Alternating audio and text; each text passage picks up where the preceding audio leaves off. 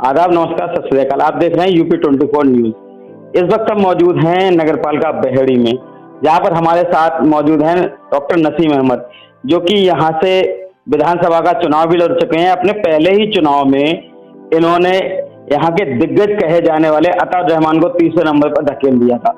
अच्छे खासे वोट प्राप्त किए थे। अपना पहला चुनाव इतनी मजबूती से लड़ा कि साफ नजर आने लगा कि एक ऐसा विधायक मिल चुका है बहेड़ी को जो पढ़ा लिखा है। मगर कुछ परिस्थितियां ऐसी बनी कि समाजवादी पार्टी में शामिल होने के बाद टिकट मिलते मिलते रह गया। वो क्या परिस्थितियां रही ये जाने या पार्टी ही जाने। फिलहाल तो हम इस वक्त इनके साथ हैं और बात करेंगे देश के मुद्दों पर।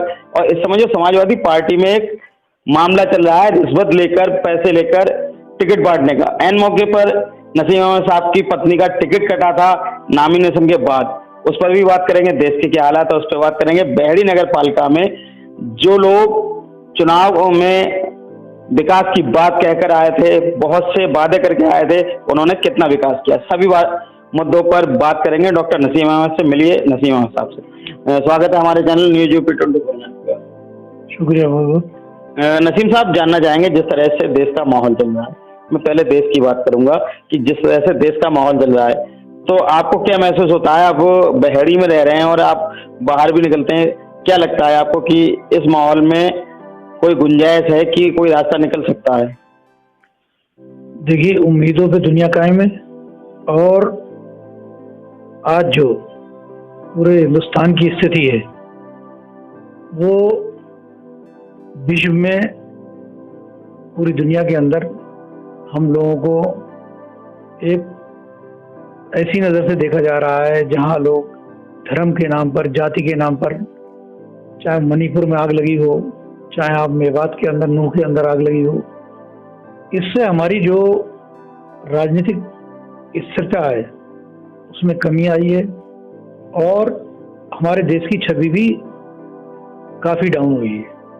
तो इस छवि को अगर हमें, जैसे पहले सोने की चिड़िया कहा जाता था, और जो हमारा संविधान बना है जिसमें सभी धर्मों को, सभी समाज को बराबरी का अधिकार है और सबको अपने अपने तरीके से रहने का अधिकार है, वहाँ लाने के लिए खास तरीके से जो आज देश में जो पूर्व सैनिक हैं, और इतिहास गवा रहा है कि जब जब युवाओं ने आंदोलन करा है, युवाओं को आगे आना पड़ेगा, नौजवानों को आगे आना पड़ेगा, क्योंकि देश के हालात जो टूटने की कगार पे हैं।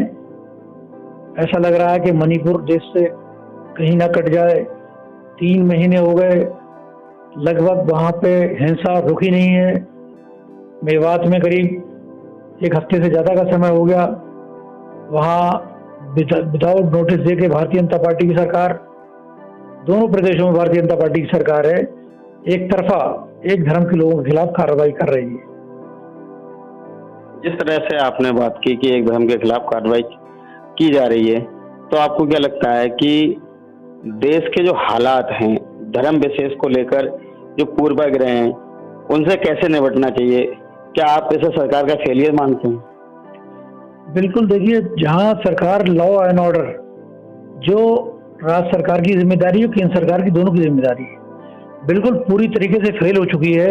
राजधानी से मिला जो एरिया था गुरुग्राम का, जहां पर विदेशी जो 80% से ज़्यादा लोग वहाँ अपना बिजनेस कर रहे हैं, इंटरनेशनल कंपनी हैं, वहाँ पर 1-2 जो भी माइनॉरिटीज़ के लोग थे उनको जहाँ कम आबादी में पाया, उन पर हमला करा और बड़ी बड़ी कंपनियों ने वहाँ अपने ऑफिस बंद कर दिए। एक मॉल के बंद होने की खबर आई। पुलिस प्रशासन पूरी तरीके से फेल है। इसलिए जो वहाँ की राज्य सरकार और इसके लिए केंद्र सरकार, मोदी जी इसके जिम्मेदार हैं। आने वाले दिनों में मुझे लग रहा है जो गठबंधन है, जिस भी पार्टी का गठबंधन होगा बगैर बीजेपी के, विदाउट बीजेपी के, उसको जरूर फायदा मिलेगा, क्योंकि लोग अब राम मंदिर को भूल चुके हैं, बाबरी मस्जिद भूल चुके हैं। आपके जो 3 तलाक का मुद्दा था, NRC, CCA, इनसे सब परेशान आ चुके हैं। बेरोजगारी इतनी ज़्यादा है और जिस गाय की बात हमारे योगी जी, मोदी जी करते हैं, वो गाय हमारी रोडों पे एक्सीडेंट से मारी जा रही हैं, उनका कोई पुरसाने हाल नहीं है, उनके खाने के चारे का इंतजाम नहीं है। गौशाला बनी है तो नाम मात्र के लिए बनी है।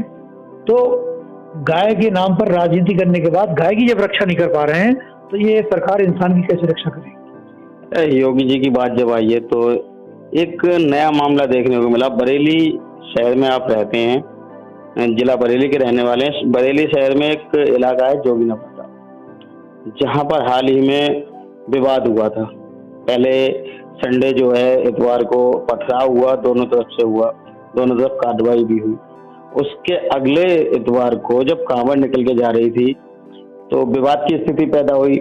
वहां पर प्रशासन ने समझाया, समझाने के बाद मुस्लिम पक्ष कहा जाए या एक समुदाय विशेष कहा जाए, वो लोग राजी हो गए, ठीक है आप निकालिए।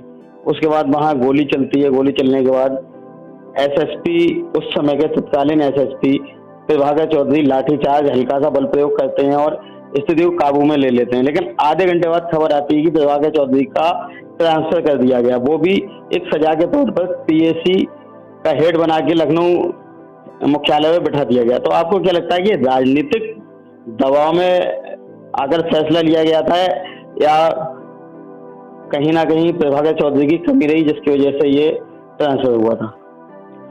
देखिए, जहाँ तक प्रभाकर चौधरी की बात है, पहले आईपीएस अधिकारी हैं जिन्होंने कमांडो की ट्रेनिंग करी और इतने लगनशील, इतने मेहनत से उन्होंने मेरठ के अंदर, जहाँ पे खास तरीके से जो मोटर चोरी करने के बाद वहाँ जितने भी कबाड़ का काम करते थे पूरी तरीके से बंद करा दिया था।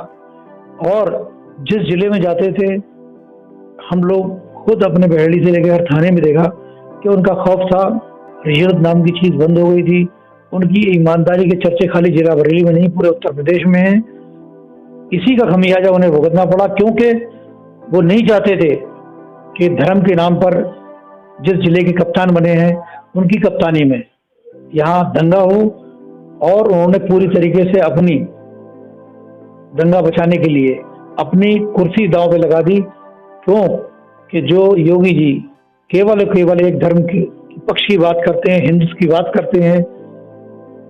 अगर यही उनका सच्चा हिंदुत्व है तो मैं ये पूछना चाहता हूं कि उनको प्रधानमंत्री को बताना चाहिए कि जो मणिपुर में हो रहा है, यहाँ से कप्तान हटाया जा रहा है, वहां का मुख्यमंत्री तीन महीने से हिंसा हो रही है, वहां का मुख्यमंत्री क्यों नहीं हट रहा है?